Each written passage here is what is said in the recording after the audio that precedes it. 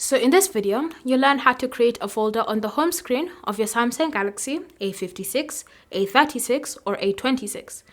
So the first step is to ensure that the apps you want to include in the folder on the home screen have been added to the home screen. So in order for you to do that, you want to go to the apps drawer, look for the app, long press on it, and then select add to home. Then you can see it's been successfully added to the home screen. So you want to have at least 2 apps that you want to use whenever it comes to creating the folder. And so once you have the 2 apps, you want to long press on one of the apps and drag and drop it on top of the second until it highlights like this. And then let go of the screen and you'll have your newly created folder. Once you have your newly created folder, you can then tap on this plus icon and you can go ahead and add more apps to the folder that you would like. And then just tap on done and you can see the apps have been added to the folder. You can go a step further by customizing it to your liking. So you can change the folder name to something else. So give it a random name and then tap on this check mark to save the changes.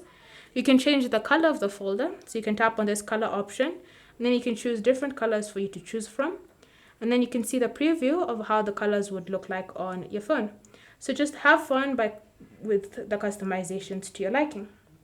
And once you've done that, just tap on an empty space and the folder will be minimized. And then you can actually see how the folder looks like on the home screen of your phone. With your newly created folder, if you've realized you wanted to add another app to the folder, you can just long press that app icon as long as it's been added to the home screen.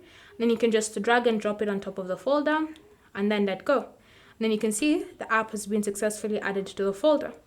If you want to rearrange the folder, just drag the app icon and you can move it to whatever position you want to move it to.